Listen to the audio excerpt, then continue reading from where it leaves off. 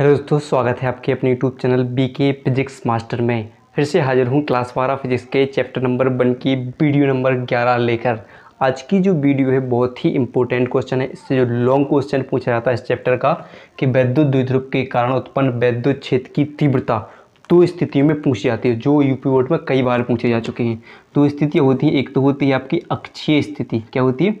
अक्षीय स्थिति। और दूसरी होती है निरक्षीय स्थिति। क्या होती है? अक्षीय स्थिति।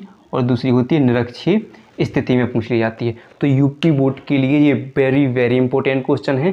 तो बस वीडियो को मेरे साथ पूरा देखिएगा, ठीक है। पसंद आए तो लाइक और चैनल को भी सब्सक्राइब करना ना भूलिएगा। तो देखिए, आज हम बात करेंगे अक्षीय स्थिति के बारे में। तो बस देखते रहिएगा, पूरा वीडियो को देखना है बस, और कुछ नहीं। बिल्कुल शानदार तरीके से आपको समझ में आने वाला है। देखिए, हम पहली स्थिति कौन सी होगी हमारी? अक्षीय स्थिति। क्वेश्चन पूछा जाएगा कि वैद्युत द्विध्रुव के कारण उत्पन्न वैद्युत क्षेत्र अक्षीय स्थिति में वैद्युत क्षेत्र की तीव्रता की गणना कीजिए। जो 3 नंबर या ये 3 नंबर का पूछा जाता है, 3 या 5 नंबर का जो लॉन्ग बन जाए उसमें पूछ लिया जाता है। तो देखिए, अक्षीय स्थिति की बात कर रहे हैं तो आपने वैद्युत द्विध्रुव तो पढ़ा होगा। इससे पहली वाली वीडियो जरूर देख लीजिएगा। जितनी भी वीडियो आपने अगर नहीं देखी हो, हमारी जो भी वीडियो इससे पहले वाली, तो आप जाइए डिस्क्रिप्शन में प्लेलिस्ट दी हुई है, उसको जाकर देख लीजिए। पूरा उसका आपके लिए प्लेलिस्ट दी हुई बनाई हुई है, तो आपको उसको जाकर पहले देख लेना है। फिर देखेंगे वैद्युत द्विध्रुव क्या होता है। उसके बाद देखिए, अगर आपने वैद्युत द्विध्रुव जानती हो तो हम सबसे पहले जानेंगे अक्षीय स्थिति क्या होती है। तो मान लीजिए एक वैद्युत द्विध्रुव है, ठीक है। ये एक वैद्युत द्विध्रुव बनाते हैं हम। ये देखिए, ये बन रहा है वैद्युत द्विध्रुव। वैद्युत द्विध्रुव में क्या होता है? ए और बी एक वैद्युत द्विध्रुव है, जिसपे ए पर -q आवेश है, बी पर +q आवेश है, ठीक है। चित्र बहुत शानदार बनाना है हमें।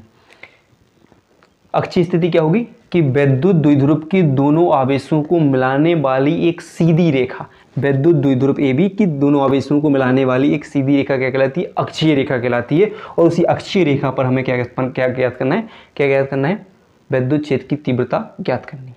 तो यहाँ पर हमने क्या पढ़ लिया कि अगर हमें बस भाषा, जैसी अगर आपको भाषा पता है तो चित्र भी बहुत शानदार तरीके से तुरंत ही आप सिंपल तरीके से शानदार जो भी चित्र को आप बना सकते हो।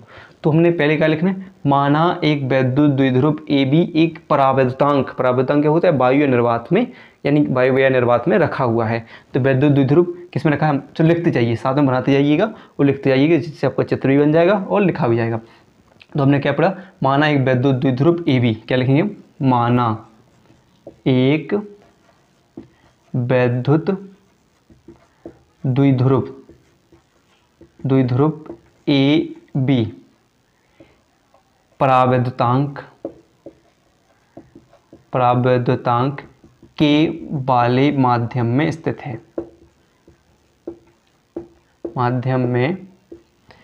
है।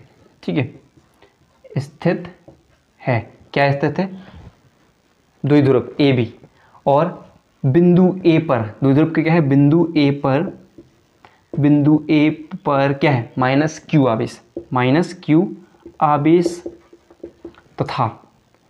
तथा बिंदु बी पर +q आवेश है। बिंदु बी पर कौन सा है? +q आवेश है। अब हम पढ़ते हैं दोनों आवेशों की द्विध्रुव पढ़ा है, तो दोनों आवेशों के बीच का बिंदु क्या होता है? O, जिसकी -q से उस बिंदु O तक की दूरी क्या होती है? L। और ऐसे ही +q की भी कितनी होती है? O तक बिंदु O तक की दूरी क्या होती है? L। अगर हम दोनों की मिला दें, दोनों दूरियों को मिला दें, तो L और L कितनी हो जाती है? 2L हो जाती है, ठीक है। इसको हम बाद में पढ़ेंगे अक्षीय स्थिति के लिए, तुम देखेंगे। कितनी हो जाएंगी? 2L, यानी दोनों आवेश एक दूसरे से कितनी दूरी पर रखे हुए हैं? 2L दूरी पर रखे हुए। तो क्या लिखेंगे? दोनों आवेश एक दूसरे से कितनी दूरी पर है? 2L दूरी पर रखे हुए हैं। एक दूसरे कितनी दूरी पर है? 2L दूरी पर रखे हुए हैं। इनके मध्य बिंदु O से, मध्य बिंदु क्या है? O से एक दूरी R दूरी पर एक बिंदु क्या है? P है, ठीक है। मध्य बिंदु O से R दूरी पर एक बिंदु P है जिस पर हमें वैद्युत क्षेत्र की तीव्रता ज्ञात करनी है। तो हम क्या लिखेंगे कि मध्य बिंदु O से, तो क्या लिखेंगे, देखो सब लाइन अलग अलग कलर से लिख रहे हैं कि मध्य बिंदु O से R दूरी पर एक बिंदु P है, एक बिंदु P है जिस पर वैद्युत क्षेत्र की तीव्रता की गणना करनी है। ठीक है, गणना करनी है। बस अगर चाहो तो आप इतना लिख सकते हो, इसके बाद हल कर सकते हो, लेकिन हमें नोट्स बनाना है और बिल्कुल एक एक पॉइंट को समझना है। तो बस जो लिखा रहा हूँ उसे आप लिखते जाइएगा। ठीक है, इतना हो गया। तो क्या यहाँ से कितनी दूरी होगी, ठीक है, बिंदु P की दूरी कितनी होगी, वो बिंदु O से R दूरी पर एक बिंदु P है जहाँ पर हमें क्या निकालना है, वैद्युत क्षेत्र की तीव्रता है। तो फिर क्या होगा कि माइनस दो बिंदु आवेश यानी माइनस तथा प्लस Q आवेश के कारण P बिंदु पर दो तीव्रताएं होगी। एक तो होगी आपकी E1 E2 और एक होगी E1। ठीक है, तो हम क्या लिख सकते हैं, एक बात होगी कि माइनस Q तथा प्लस Q आवेश के कारण बिंदु P पर तीव्रताएं क्या होगी, E1 व E2। तो हम क्या लिखेंगे, माइनस Q माइनस प्लस तथा ऐसे प्लस तथा माइनस Q आवेशों के कारण P बिंदु पर तीव्रताएं क्या हैं, E1 व E2 हैं। क्या है, माइनस प्लस Q आवेश के कारण बिंदु P पर तीव्रताएं क्या है, E1 व E2 है। लेकिन आप एक बात गौर करिए, E1 की E2 की दिशा किस तरफ है, इस तरफ है, और E1 की दिशा किस तरफ है, उस तरफ है। हमने पढ़ चुके हैं वैद्युत द्विध्रुव में कि एक सही दिशा यानी सदिश कैसी एक सदिश राशि होती है। इनमें द्विध्रुव में यानी वैद्युत द्विध्रुव में दिशा कैसी होती है, माइनस Q से प्लस Q की ओर। तो दिशा कैसी चल रही है, ऐसी होती है। लेकिन U2 की से कैसा है, इसकी विपरीत दिशा में है। तो इस पर एक परिणामी तीव्रता होगी E बराबर E1 माइनस E2। विपरीत दिशा में हम क्या करेंगे, E1 में से E2 को घटा देंगे, यानी इन पर परिणामी तीव्रता क्या है, E बराबर E1 माइनस E2। बस आप तो लिखते जाइए मेरे साथ। बस इसके बाद अब देखेंगे, इतनी बात हो गई।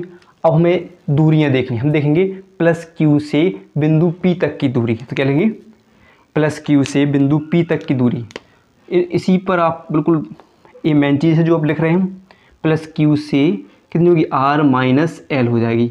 कहाँ तक की दूरी, बिंदु P तक की दूरी R माइनस L क्यों होगी, कि आप देखिए यहाँ से बात कर रहे हैं हम, इससे सिर्फ केवल प्लस Q से, तो इसके माइनस Q की दूरी हमने घटा दी, यानी L को क्या कर दिया हमने, माइनस कर दिया, यानी इसकी दूरी यहाँ से हटा दी। तो केवल कितनी बची, R माइनस L। अगर हम प्लस अब क्या लिखेंगे, प्लस Q से माइनस Q से क्या देखेंगे, अब देखिए माइनस Q से बिंदु P तक की दूरी तो क्या हो जाएगी, R प्लस L हो जाएगी। क्यों हो जाएगी, आप खुद देख सकते हो कि इसमें अब क्या है, दोनों L क्या है, जुड़ रहे हैं, उसमें जुड़ रहे हैं। यहाँ से यहाँ तक की दूरी तो दोनों बीच में आ रहे हैं, तो क्या हो जाएगी R प्लस L, और यहाँ से क्या हो रहे थे, घट रहे थे, यानी एक L क्या कर रहे थे हम कम, तो R माइनस L। तो बस अब तो रट लीजिए कि माइनस प्लस Q से यहाँ तक की दूरी R माइनस L, और इससे कितनी हुई, R प्लस L। यानी लिख सकते हैं कि माइनस प्लस Q से बिंदु P तक की दूरी कितनी हो जाएगी, R माइनस L। ठीक है, और माइनस Q से बिंदु P तक की दूरी कितनी होगी, R प्लस L। ठीक है, ये दूरियां मेन हैं। अब बस इतनी बात हो गई, हमारा इतना तो हो गया भाषा। अब इसके बाद हमें क्या करना है, इसको सिद्ध करना है। तो सिद्ध कैसे करेंगे, अब देखिए अतः, अब क्या लिखेंगे, अतः अब जो लिख रहा हूँ इससे हम वैद्युत क्षेत्र की तीव्रता की गणना करने वाले। अतः क्या करेंगे कि वैद्युत द्विध्रुव क्या करेंगे, अतः ऐसे लिख देंगे, अतः वैद्युत क्षेत्र की तीव्रता की परिभाषा थे। अतः वैद्युत क्षेत्र की तीव्रता। अब वैद्युत क्षेत्र की तीव्रता का सूत्र लिख लीजिए। पहले क्या होगा, वैद्युत क्षेत्र की तीव्रता का सूत्र क्या पढ़ा हमने, E बराबर 1/4 पाई एप्सिलॉन नॉट, जो कि परावर्तनांक की बात कर रहे हैं, तो हम क्या लिख देंगे, K इंटू Q/R²। वैद्युत क्षेत्र की तीव्रता का सूत्र होता है A। अब इसे किस में निकालना है, अक्षीय व अक्षीय स्थिति में। तो अब देखेंगे, अपनी बातों को देखते रहिएगा और नोट कर लीजिए। अब देखिए कह लेंगे प्लस क्यू आवेश के कारण, सबसे पहली स्थिति देखते हैं, प्लस क्यू आवेश के कारण पी बिंदु पर उत्पन्न वैद्युत क्षेत्र की तीव्रता। तो प्लस क्यू आवेश के कारण पी बिंदु पर उत्पन्न वैद्युत क्षेत्र की तीव्रता। तो प्लस क्यू, तो देखिए तो प्लस क्यू आवेश के कारण पी बिंदु पर वैद्युत क्षेत्र की तीव्रता क्या दिख रही है आपके लिए, E1। तो हम क्या लिखेंगे, E1 बराबर क्या हो जाएगा, E1 बराबर क्या लेंगे 1/4 पाई एप्सिलॉन नॉट, परावर्तांक वाले माध्यम है तो क्या लिखेंगे K इंटू क्यू बटे, अब दूरी क्या हो गई प्लस क्यू आवेश से पी बिंदु तक की दूरी क्या है R-L। देखिए यहाँ पर लिखिए प्लस क्यू आवेश से पी बिंदु तक की दूरी क्या लिखेंगे R, तो R स्क्वायर की जगह हम क्या लिखेंगे R-L का स्क्वायर, इसे मानेंगे समीकरण 1 मान लेंगे। ठीक है, इतना हो जाएगा। इसी कारण अब और देखिए ऐसे आप सेम टू सेम क्या लिखेंगे, माइनस क्यू आवेश के कारण, माइनस क्यू आवेश के कारण पी बिंदु पर उत्पन्न वैद्युत क्षेत्र की तीव्रता तो क्या हो जाएगी, यहाँ पर हम सामने लिख दे रहे हैं, तो क्या हो जाएगी, अब देखिए माइनस क्यू आवेश के कारण पी बिंदु पर वैद्युत क्षेत्र की तीव्रता क्या है, विपरीत दिशा में है तो माइनस लगा है, तो क्या हो गया E2 बराबर 1/4 पाई एप्सिलॉन नॉट के परावर्तांक वाले माध्यम में स्थित है इंटू क्या होगा क्यू बटे, अब दूरी क्या पड़ी हमने, माइनस क्यू आवेश से पी बिंदु तक की दूरी क्या है R+L, यानी R की जगह R स्क्वायर की जगह क्या लिखिए R+L का स्क्वायर, इसे मानेंगे हम समीकरण 2 मानेंगे। इतना क्लियर है। तो अगर आपने इसको नोट कर लिया है, अगर नहीं किया तो जल्दी से इसका स्क्रीनशॉट ले लीजिए, और हम इससे करने वाले हैं साफ, और यहाँ से हम निकालने वाले हैं अब आगे और इसकी गणना करने वाले हैं। ठीक है, तो देखिए इसको हम कर रहे हैं साफ। ये तो अब देखते हैं, आपको क्या करना है, इतनी बात हो गई सर, ठाप साफ हो गया। अब क्या करना है, अब देखिए अब हम पढ़ चुके हैं कि एक परिणामी तीव्रता हम पढ़ चुके हैं, तो क्या लिखेंगे, अब लिख लीजिए परिणामी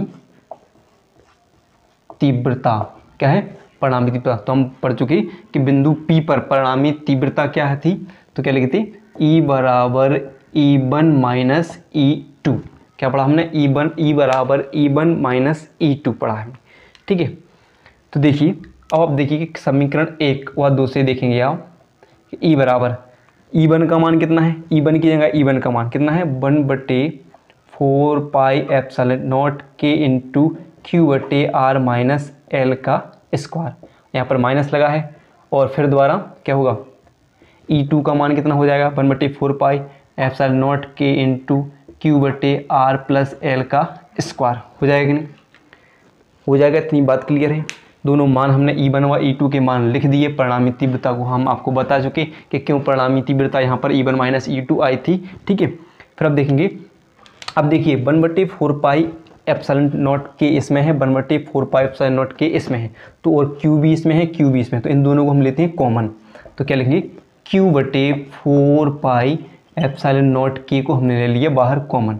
अब अंदर क्या बच जाएगा, यहाँ से निकल गया Q, तो क्या बचा 1/R-L का स्क्वायर, और यहाँ पर क्या बचेगा 1/R+L का स्क्वायर। हमने क्या कर लिया Q और 1/4 पाई एप्सिलॉन नॉट को क्या ले लिया, कॉमन ले लिया, दोनों में एक चीज़ समान थी तो हमने क्या किया बाहर ले लिया।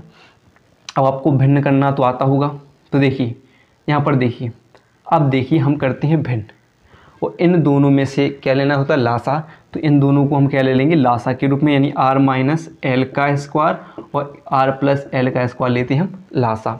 फिर क्या करते हैं, इससे इन दोनों में देते हैं भाग, तो हम क्या करेंगे जब इन दोनों से भाग देंगे तो एक से R-L यहाँ पर है और R-L यहाँ पर एक से हैं, ये क्या हुए कट जाएंगे, क्या बचेगा R+L का स्क्वायर बचेगा और माइनस का माइनस। इसी प्रकार इससे भाग देंगे अब इस अकेले केवल इससे इन दोनों में, तो जो सेम है R+L और R+L इसका स्क्वायर कट जाएंगे, क्या बचेगा R-L का स्क्वायर बच जाएगा। इतनी बात क्लियर है, भिन्न में यही करना होता है। ठीक है, अब देखिए इतनी बात क्लियर होगी यहाँ तो कि अब हम क्या कर दें, थोड़ा यहाँ पर साफ कर दें, चलो ठीक है। यहाँ पर साफ करते हैं, इसके काम ख़त्म है, इतना हो जाएगा। फिर देखिए आपको करना क्या है। अब देखिए आपको दो सूत्र याद करने हैं। एक तो हो जाएगा a प्लस बी का whole square, a minus b का होल स्क्वायर और a square minus b square. देखिए a प्लस बी का होल स्क्वायर पढ़ चुके, a square plus b square plus 2ab, और यहाँ का क्या होगा a square plus b square minus 2ab, और ये क्या होता है a प्लस बी और a माइनस बी। ठीक है, होता है कि नहीं, ये सूत्र होता है। तो यहाँ पर आपके लिए सेम वही चीज़ दिख रही होगी। देखिए कैसे, तो यहाँ पर देखिए, यहाँ पर सूत्र में देखिए, इसको तो लिख लीजिए आप, Q/4 पाई एप्सिलॉन नॉट के बाहर कॉमन रहने दी।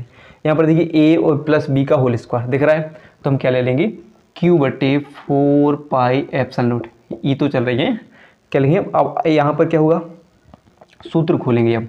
पहला कौन सा खोल रहा है, a प्लस बी का होल स्क्वायर, तो क्या हुआ a स्क्वायर, यानी क्या लिखेंगे आर, ए हो गया a और ये हो गया b, तो हम क्या r square a square plus b square plus 2RL हो जाएगा नहीं, आर स्क्वायर सेम वही सूत्र खुल गया। देखिए a प्लस बी, यानी ये हो गया a और इसको मान लिया हमने b, तो ये ऊपर वाला सूत्र खुल गया। एक बात खत्म, माइनस का चिन्ह लगा तो माइनस का चिन्ह लगा लिया। अब देखेंगे इस, फिर दोबारा खोल दीजिए, अब कौन सा माइनस वाला खुलेगा, देखिए क्या होगा a square plus b square minus, अब होगा कि नहीं, माइनस लगा है माइनस 2RL हो जाएगा, हो जाएगा।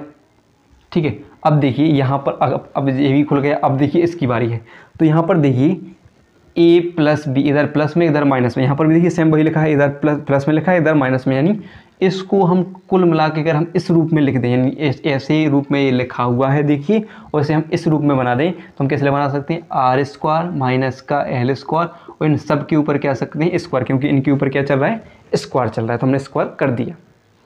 अब यहाँ पर देखिए आपको काटना स्टार्ट करना है, तो यहाँ पर देखिए आर स्क्वायर प्लस का है और आर स्क्वायर माइनस का, कट जाएंगे। एल स्क्वायर प्लस का है और इस माइनस का इस प्लस में गुणा होगा तो क्या हो जाएगा माइनस का हो जाएगा, तो ये भी कट जाएगा। अब लेकिन ये माइनस माइनस का गुणा हो जाएंगे तो ये क्या हो जाएंगे प्लस, तो यानी 2RL कितनी हो जाएंगी 4RL हो जाएंगे, कितने हो जाएंगे 4RL हो जाएंगे। यहाँ पर क्या हो गया r square minus l square, इन सब का स्क्वायर ऐसा ही चला रहेगा, और यहाँ पर क्या होगा Q/4 पाई एप्सिलॉन नॉट के वैसा का वैसा ही रहेगा। इतनी बात क्लियर है, ठीक है। कमेंट जरूर कर दीजिएगा अगर आपको समझ में आ रहा है, नहीं आ रहा है तो भी किया करें, ठीक है। इसे आप करते हैं, थोड़ा साफ करते हैं, बस आप नोट करते जाइएगा, इतनी बात क्लियर होगी। अब देखिए आगे यहाँ पर बढ़ते हैं, ठीक है। कहाँ से आ रहा है, अब यहाँ से आगे आगे आएंगे, सेम वही हो जाएगा। अब देखिए हम इसमें क्या कर दें, जो यहाँ पर देखिए आपको क्या करना है 2RL ऐसे चलो लिख देते हैं, फिर वहीं के वही हम कर देते हैं Q/4 पाई एप्सिलॉन नॉट के। अब हम क्या करें कि 2RL इसमें से 2 कॉमन ले लें, 4RL में से 2 कॉमन लें तो क्या हो जाएगा 2RL बच जाएगा। यहाँ पर क्या लिख दें, फिर एक चीज़ बात ध्यान रखिए, हम अगर लिख दें कि आर स्क्वायर का मान बड़ा है एल स्क्वायर की अपेक्षा, मान लेते हैं आर स्क्वायर का मान क्या है एल स्क्वायर की अपेक्षा, तो यहाँ पर जो एल स्क्वायर के मान को क्या कर देंगे हम हटा देंगे, क्या बचेगा सिर्फ पता है क्या लिख देंगे हम आर स्क्वायर। तो यानी अगर हमने आर स्क्वायर लिया और स्क्वायर तो ये बचा रहेगा, यानी हमने क्या कर दिया मान लिया आर स्क्वायर का मान बड़ा है एल स्क्वायर से, तो आर स्क्वायर एल स्क्वायर के मान को हमने हटा दिया, सिर्फ क्या बचा वहाँ पर आर स्क्वायर, तो आर स्क्वायर बचेगा और उसके ऊपर भी स्क्वायर बचेगा, यानी बस इतनी बात क्लियर है। फिर देखिए फिर हम लिखेंगे भाई सेम 4 पाई एप्सिलॉन 0 के, तो यहाँ हो जाएगा। अब देखिए यहाँ से कितने यार हो गए, इस पर कितने यार हो गए 4 हो जाएंगे, नहीं हो जाएंगे, कितने हो जाएंगे 2 और 2RL, और यहाँ पर कितने यार हो जाएंगे आर की घात 4 हो गए। अगर हम इसमें से एक आर काट दें और एक ऊपर वाला काट दें तो कितने बचेंगे 3 बच जाएंगे, यानी कैसा बच जाएगा यहाँ पर लिख देंगे हम E बराबर Q/4 pi epsilon not into 2, और यहाँ पर क्या बचेगा 2L बटे क्या बचेगा RQ, ठीक है। अब Q से कीजिए जहाँ से तुम आए थे अपनी जगह पहुँच जाइए, तो हम Q को अपनी जगह पहुँचा देते हैं, यानी क्या बचाएगा अब क्या बचेगा E बराबर 1/4 पाई एप्सिलॉन नॉट इंटू 2 तो वही रहेगा, लेकिन क्या करेंगे अब जो Q को हमने यहाँ से लिया था तो हम उसको अंदर पहुँचा देते हैं 2QL बटे क्या करते हैं RQ, और हमने वैद्युत द्विध्रुव आघूर्ण की परिभाषा पढ़ी थी कि P बराबर 2QL, 2QL बराबर क्या होता है P, वैद्युत द्विध्रुव आघूर्ण की परिभाषा से कि दोनों आवेश दोनों आवेशों में से किसी एक आवेश तथा दोनों आवेशों के बीच की दूरी के गुणनफल को वैद्युत ध्रुवा गुण कहते हैं, उसे P से प्रदर्शित करते हैं। तो हम क्या लिखेंगे, E बराबर 1/4 pi epsilon not K into 2, और 2QL की जगह हम क्या लिख देंगे P, तो P बटे RQ। और यहाँ तक आपकी वैद्युत क्षेत्र की तीव्रता सिद्ध हो जाती है, किसमें, अक्षीय स्थिति में। और इस बन गया वैद्युत क्षेत्र की तीव्रता का सूत्र। अक्षीय स्थिति में मात्रा क्या होगा, न्यूटन प्रति कूलाम, इतना हो जाएगा। ठीक है, यहाँ तक सिद्ध हो जाएगा। बहुत ही इंपॉर्टेंट क्वेश्चन है, ध्यान रखिएगा। तो न्यूटन क्या होगा, न्यूटन प्रति कूलाम इसका मात्रक हो जाता है और यहाँ तक सिद्ध हो जाएगा। अगर आप और थोड़ा सा करना चाहोगे तो यहाँ पर कैसा हो सकता है कि देखिए कैसे, अगर आपको आगे और थोड़ा सा करना है, K को हटाना है। अगर K लिखा हुआ है तो हम क्या लिखेंगे, वायु या निर्वात में क्या होता है, वायु या निर्वात में K का मान कितना होता है, 1। कि वायु या निर्वात में K बराबर कितना रखने पर, 1 रखने पर। तो क्या हो जाएगा, E बराबर 1/4 पाई एप्सिलॉन नॉट, K हट जाएगा, इंटू क्या बचेगा, Q बटे R की 2P क्या बचेगा, 2P बटे RQ, और K को हटा देंगे, यानी न्यूटन प्रति कूलाम निकल आएगा। और ये हो जाता है सिद्ध। तो अगर वीडियो आपको थोड़ी सी भी पसंद आई हो तो बस लाइक कीजिएगा और चैनल को सब्सक्राइब जरूर कीजिएगा।